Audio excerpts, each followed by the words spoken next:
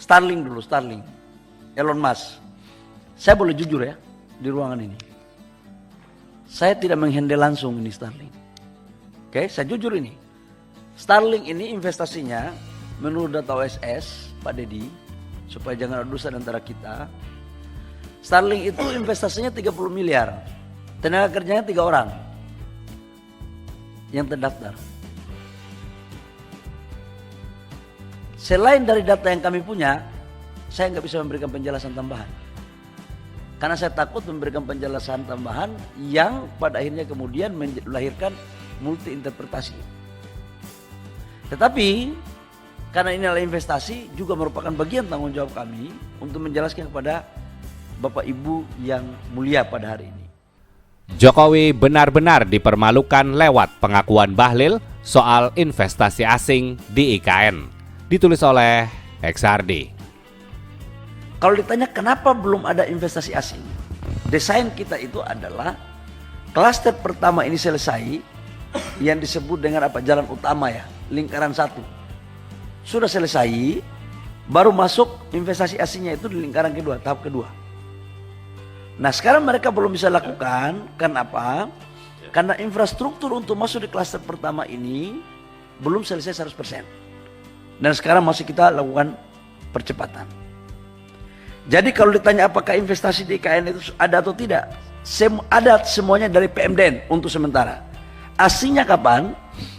Mereka sudah melakukan komunikasi dengan kita kapan mereka bisa memulai.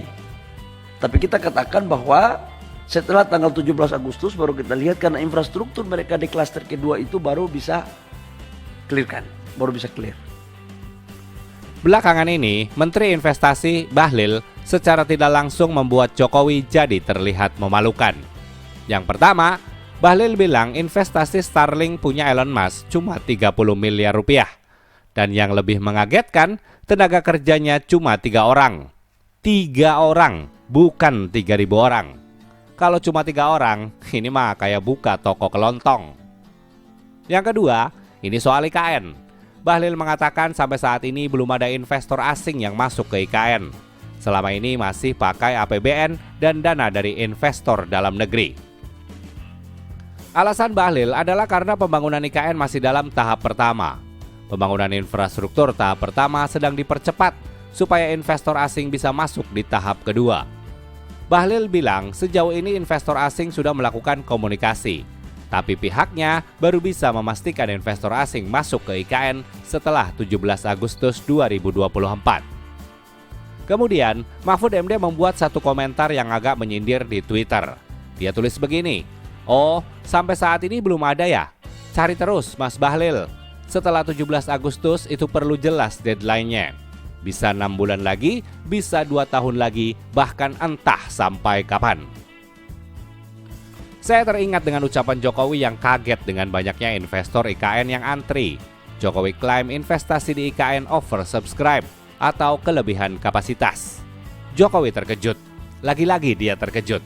Karena investor ini jumlahnya meningkat hingga 25 kali lipat sehingga kawasan inti di IKN langsung ludes. Jokowi pada Desember 2023 menyebut sudah ada investor asing yang menanamkan modal di IKN. Dia tidak menyebut nama perusahaan asing itu. Dia cuma bilang investor asing itu bekerja sama dengan pengusaha dalam negeri.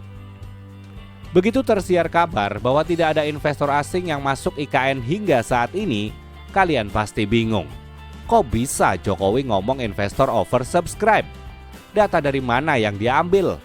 Apakah dari survei internal yang bersifat rahasia? Atau jangan-jangan dia dibisiki oleh orang-orang di sekelilingnya yang berusaha menghibur untuk menutupi kenyataan pahit.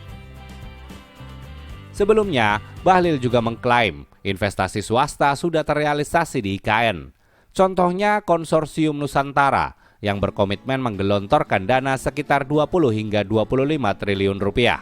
Tapi sayangnya, Bahlil tidak bisa membuka detail investasi dari masing-masing perusahaan di konsorsium itu. Dari sini saja sudah agak mencurigakan. Pembangunan IKN memakai APBN yang berasal dari pajak yang dikutip dari rakyat. Jadi sudah sewajarnya pemerintah transparan. Kalau proyek ini bisnis to bisnis, oke lah, sifatnya rahasia. Tapi ini pakai APBN. Kenapa harus rahasia segala? Kalau tidak transparan, berarti masyarakat berhak ragu dan curiga. Sebaiknya pemerintah jujur ke masyarakat kalau memang ada masalah. Jangan ditutup-tutupi, ditumpukin, lama-lama jadi bukit dan ketika ketahuan, ini bisa menjadi masalah besar.